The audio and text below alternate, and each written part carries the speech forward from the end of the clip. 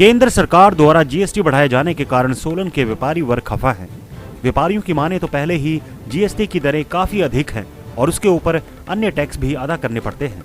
GST बढ़ाए जाने से व्यापारी वर्ग के ऊपर बोझ बढ़ने के साथ साथ इसका सीधा असर आम उपभोक्ता पर पड़ेगा। जीएसटी बढ़ाए जाने से बाजार में वस्तुओं की कीमतों में भी उन्हीं दरों से वृद्धि होना संभव है।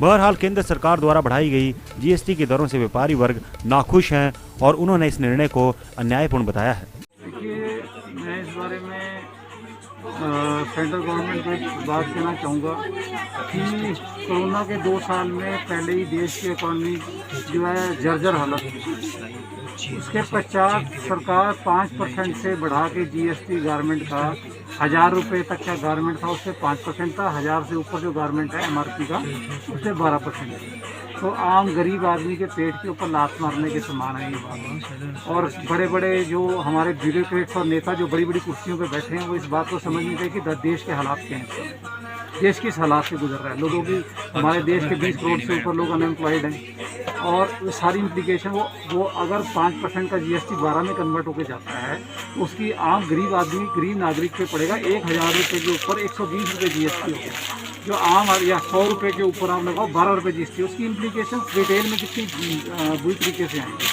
सरकार को मैं एक सिंपल सा एग्जांपल देना चाहता हूँ कि राजा विक्रमादित्य जो थे उनके समय में जो है हमारे देश को स्वर्णिम युग माना गया था। उनके जो फाइनेंस को जो उनके वाणिज्यकार थे वो चाणक्य थे। उन्होंने कहा किसी भी इकॉनमी को चलाने के लिए जितना कम से कम टैक्स होगा, जीएसटी कम होगा, देश की तरक्की उतनी होगी, उतना ज़्यादा सरकार को मिलेगा। इससे मैं सरकार को सीधे शब्दों में कहना चाहता हूँ, इससे सरकार को जीएसटी कलेक्शन आधी हो जाएगी। रीज़न क्या है, लोग और वेज देखेंगे, उल्टा काम होगा ज़्यादा।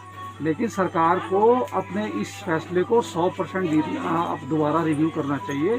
उसका सबसे बड़ा रीज़न क्या है कि अभी देश के किसी भी देश में हालात ये नहीं है कि आम नागरिक जो है इतना टैक्स दे सके। 12% जीएसटी आप ले रहे हैं, उसके बाद इनकम टैक्स अलग है और टैक्सेस अलग हैं, तो हम तो सारे सरकार को टैक्स भरते ही रह जाएंगे।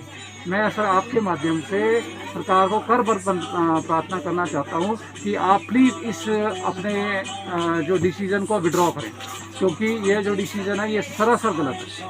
Thank you. इस बारे में ये मैं समझता हूँ कि बिल्कुल गलत है और जो इस समय मार्केट में है तो 94% से जो ज़्यादा जूता है वो 1000 एमआरपी से कम का बिकता है।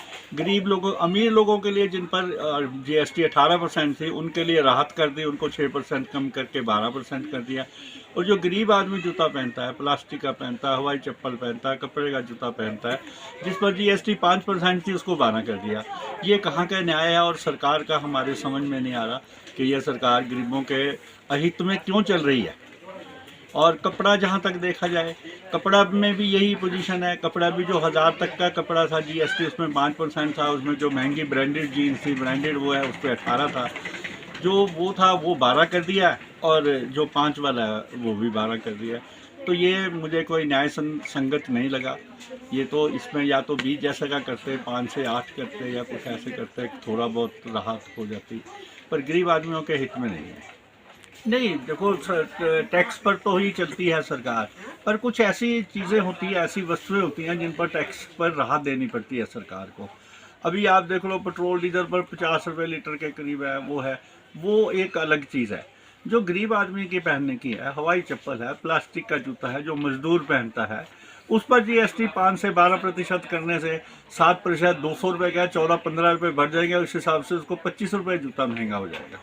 ये जो प्लास्टिक का आम जूता है, जो 700-800 रुपये की रेंज के जूते हैं, उसमें 200 रुपये का फ़र्क पड़ जाएगा, वो 1000 की रेंज में आ जाएंगे। तो ये कोई न्याय संगत बात नहीं है और सरकार को इस बारे में पुनर्विचार करना चाहिए कि ये कुछ गरीब आदमियों के लिए भी सोचना चाहिए। गरीबों के हित में ये ऑर्डर नहीं है। दिव्य हिमाचल टीवी के लिए सोलन से प्रदीप भाटिया के साथ मोहिनी सूद की रिपोर्ट।